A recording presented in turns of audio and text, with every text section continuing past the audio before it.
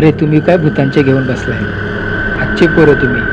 आजकाल तशी भूते पाहायला भेटत नाहीत. आमच्या काळात रात्रीचे शेतातून घरी यायचे किंवा शेतात जायचे म्हटले तरी किमान 3-4 लोक देवांची स्तोत्रे म्हणत जात असत. तुला माहिती आहे, काही कारणास्तव आपले नदीखालील शेत विकले आहे. तिकडे जायला तर दांडग्यातील दांडगा माणूस देखील घाबरत होता.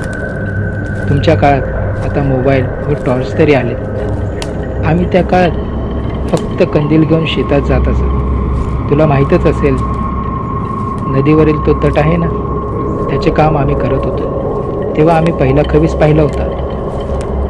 तेव्हा आम्ही लहान होतो. ते संजू आबा आठवतात का तुला? बघ, लहानपणी घरी येऊन खायला द्यायचे तुला. त्यांनी खेळली होती त्याच्यासोबत कुस्ती. तर झाले असे, तटाचा पाया घेऊन आम्ही घरी येत होतो. जवळपास 8 वाजले असतील. खूप लोकांनी त्या दिवशी आळसात काम केल्याने घरी यायला उशीर झाला होता. नदीवरील ते वळण आहे ना, तिथे आल्यानंतर आम्हाला नदीतून तो आवाज देत होता. अरे मला सोडून कुठे जात आहे?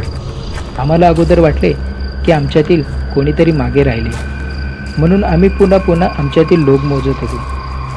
पण सर्व तर एकत्रच होतो. एक कंदील घेऊन व त्यासोबत 4 जण, असे 4 गट चालत होते. थोडे अंतर पुढे गेल्यावर पुन्हा तोच आवाज आला.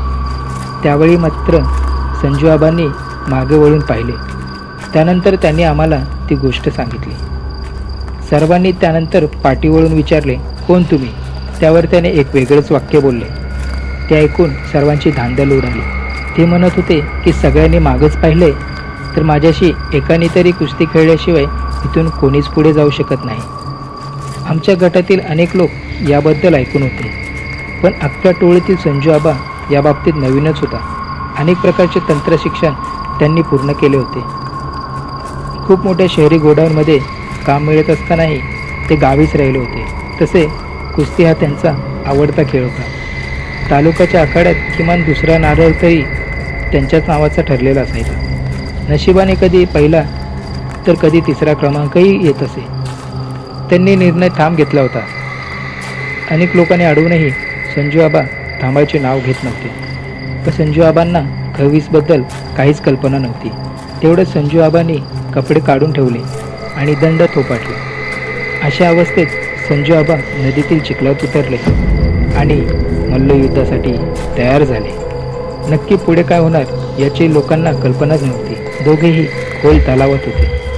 कोणी कोणाला मागे पाडेल याचा अंदाज बांधता येत नव्हता. अशातच पहिली कुस्ती संजू आबा हरला. पाठीवर खूप मोठा घाव दिसत होता. एवढ्या जोरात त्याला त्या खवीसने आपटले होते. दुसऱ्या कुस्तीला प्रारंभ झाला. हनुमान चालिसाचे पठण करत संजू आबा आखाड्यात उतरला होता. हनुमान चालिसेमुळे त्या खवीसचे त्याच्या पुढे काही चालत नव्हते. संजू आबा आता त्या खवीसला उचलून आपटत होता, पण पुढे काय वाढून ठेवले नशिबाने हे कोणालाच माहिती नव्हते. अचानकपणे शक्ती संचारल्याप्रमाणे तो खवीस परत उभा राहिला. बऱ्यापैकी घाव पडले होते त्याच्या शरीरावर, पण खवीस समोर असताना कोणी पुढे जायचे धाडस करत नव्हते. काही वेळाने खवीसच्या शरीराची आग कमी झाल्यानंतर त्याने हार पत्करली व काही बोलत निघून जाऊ लागला. तेवढा सुंबा म्हणला, अरे भाड्या, कुठं पळतोय? त्याला ठीक कर आणि दिलेल्या शब्दाला जा. तेवढ्यात संजू आबांच्या जवळ येऊन त्या खवीसेने त्यांचे हाडे ओढून ठीक केले व नंतर काही दिवस संजू आबांच्या इच्छेने त्यांची सेवा केली. आजही त्या टोळक्यातील काही लोक जिवंत आहे. त्यांचा एक प्रश्न अजूनही अनुत्तरितच आहे, तो म्हणजे खवीस नक्की हरला कसा? आणि जे सुनबाने संजू आबांच्या शरीरावर शिंपडले ते काय होते?